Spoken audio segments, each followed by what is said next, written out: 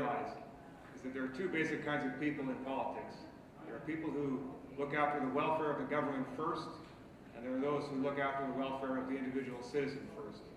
And that's the thing that separates us from the BC Liberals and the NDP. And the three men you'll hear speak tonight is the same thing. All of us have we share one basic idea. The government is here to serve the people of this province and not the other way around.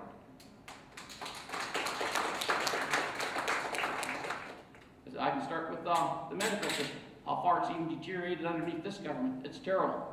And I can speak on that from experience. I've been in more hospitals in the last little while than most people do in a lifetime. I've seen the people laying there in the halls. I've talked to the doctors. I've talked to the nurses. I've heard their complaints, and it has to be addressed because we're losing them. They don't like what's going on in this province any more than we do. But again, I kept hearing this, you're just going to split the vote. You're just going to split the vote. And I said, listen, we heard all this back in Reform days. That's the first thing they told us back there when we started Reform, that we were just going to split the vote. I said, look what's happened now. I said, actually, we're government. Maybe not the right way we would like to have seen it underneath Reform, but we made government. We walked through British Columbia, we walked through Alberta, we walked through Saskatchewan, Manitoba. On the cry the West wants in. The cry here in this province should be the people want in. The people want a voice. We're sick and tired of taxation and lack of representation in this province. So whatever you can do to help the party, to help Scott, come forward and please do it. This is going to be a lot of our last chances at it. So let's do it and let's do it right. Let's kick these bums out. Thank you.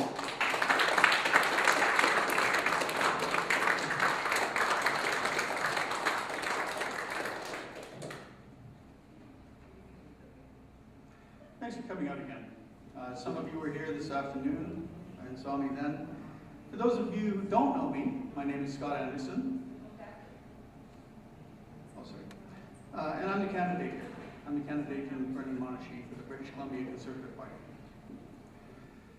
There is a big subject of a leadership review, and some of you may have questions about that. I think we have to cut through all the media noise that surrounds this issue, and we have to look at the actual facts. As you all know, John Cummins won a leadership review by an overwhelming 71%. But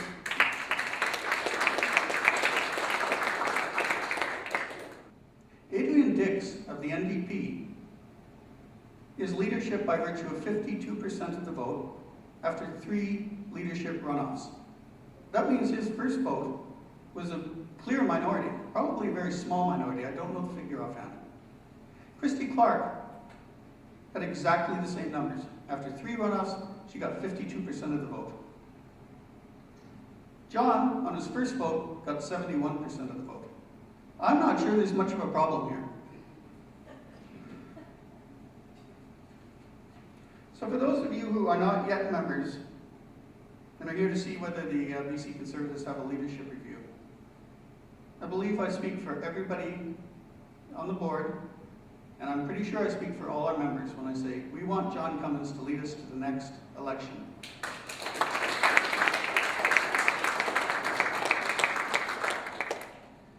Now, there's many people out there that are a little bit skeptical in a sense about BC Conservatives. And I'm here to tell you tonight that we have, and Scott I think is a fine example of it, we are nominating people that have the skills and the ability to allow us to form the next government of British Columbia. Yes. Now some critics may say that we're being too ambitious, that we should just simply go for official opposition. Well, I don't agree with them. I think that that is not too lofty a target. I think that we should be aiming to be government in the next provincial election. That's our goal. You don't get into politics to come second. This year, government decided that they didn't want a fall session, well, I guess the reason is kind of clear. The Premier said that, and she told the news media that Victoria was really sick. And she went on to say that in the legislature, she said, was really unhealthy. And she's added, I try never to go there. So that's why we don't have a fall session. It's because the Premier thinks that Victoria is just not the place to be. Well, let's put it this way. If the legislature is sick, as Premier, she's duty-bound to fix it, to make it better, to make it healthy, and to make it the leaders we want. I've talked to a number of people in this room today, this evening, and actually earlier today as well, that came to this province, 40, 45 years ago. And when they came here, British Columbia was the place to be in Canada. Now, this past 5 quarters,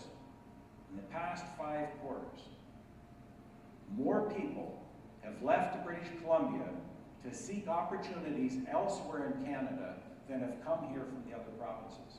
So they've had 5 years, if you will, to take the initiative and ensure that when those mines opened, that they would have skilled workers able to operate the equipment and do the job. Well, you know what they're doing? They're not going to create jobs for British Columbians. In the next few weeks, there are 200 coal miners coming from China to work in the mine. 200 coal miners from China, because they have the skills to do the job, and we don't have the skills here in this province. And so we believe very strongly that we as a government would support the kind of investment that's been coming into this province, but we'd make darn sure that the people that are working on those jobs are British Columbians, are young people that have been properly trained and brought to the fore, and will be able to make those provisions, provide for their family, and have the opportunities that so many of us enjoyed so many years ago when we came to this province.